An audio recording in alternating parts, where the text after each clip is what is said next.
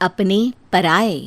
घर की लड़ाइयाँ कितनी भी हो, लेकिन ये भी सच है कि किसी पर कोई आपत्ति हो तो अपना ही परिवार साथ देता है। भैया, मेरे पीछे पुलिस लगी है, प्लीज मुझे बचा लो।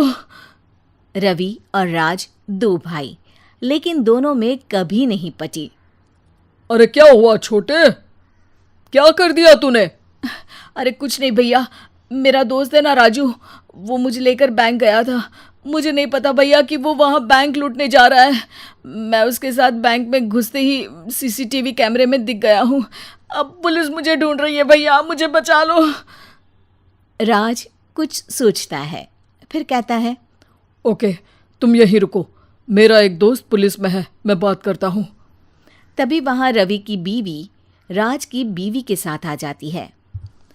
तुम लोगों के घर जब तक पुलिस का आना जाना है, बच्चों को यहीं छोड़ दो, उन पर असर ठीक नहीं पड़ेगा। तभी वहां पुलिस आ जाती है। चलो चलो, कौन है रवि, थाने चलो। मैंने कुछ नहीं किया, मुझे कुछ नहीं पता। अरे वो तो पुलिस स्टेशन चलकर ही पता चलेगा कि कुछ पता है कि नहीं, चलो। कहानी का फ्लैशबैक।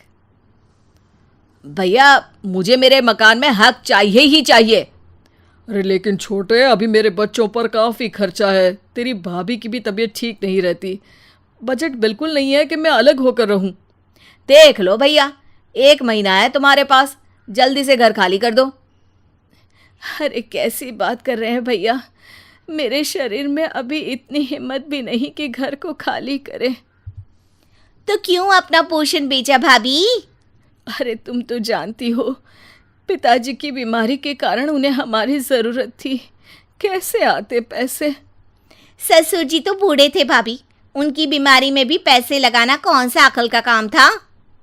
तो क्या पिताजी को मैं मरने के लिए छोड़ देता?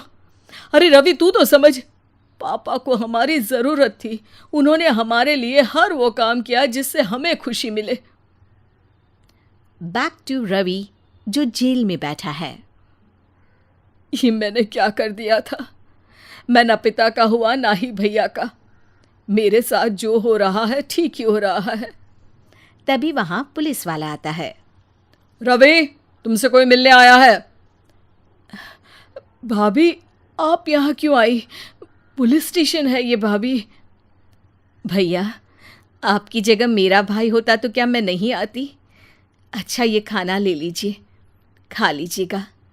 आपके भैया लगे हैं वकीलों और पुलिस वालों से बात करने में, डरने की कोई बात नहीं, जब आपने गुनाह किया ही नहीं तो सज़ा भी नहीं मिलेगी। रवि भाभी को देखकर रोने लगता है। घर में साक्षी चुपचाप बैठी होती है कि तभी सोनम कहती है, अरे साक्षी, क्या हुआ, परेशान क्यों हो रही हो? भाभी, अभी अभी पुलिस स्टेशन से खबर आई है, इन्हें बड़े जेल में शिफ्ट किया जा रहा है, मैं क्या करूंगी भाभी? रो मत, हम अच्छे से अच्छा वकील करेंगे। लेकिन उसमें तो बड़े पैसे लगेंगे दीदी, हम इतना पैसा कहाँ से लाएंगे? अरे क्यों, ये मकान है ना, और मेरे कुछ गहने भी हैं। साक्षी की आंखों में पानी आ जाता है। पर दीदी, ये तो आप और भैया की मेहनत की कमाई है। पापा के बाद भी तो हम लोगों का सब खत्म हो गया था, पापा को तो बचा नहीं पाए, लेकिन भैया को ज़रूर बचा लेंगे, और भगवान चाहेंगे ना तो दोनों भाई मिलकर इससे भी बड़ा मकान खड़ा कर लेंगे। साक्षी। थोड़ी देर में राज वहाँ आता है। सोनम सही कह रही है साक्षी, पैसों की कमी के कारण किसी भी बेगुनाह को सज़ा नहीं मिलती। राज एक अच्छा सा वकील करता है। सोनम और साक्षी बचाए पैसे और अपने गहनों को बेचकर रवि का केस लड़ते हैं और जल्द ही रवि जेल से बाहर आ जाता है। रवि राज को गले लगाकर कहता है, भैया मुझे माफ़ कर दो, मुझे साक्षी ने सब कुछ बताया है। भैया, आपने मुझ पर विश्वास किया, मेरे लिए दिन रात मेहनत की, भाभी ने अपने गहने तक बेच दिए। भैया, आपने तो पापा के लिए भी पैसे नहीं देखे, लेकिन मैं बहुत ही सेल्फिश निकला।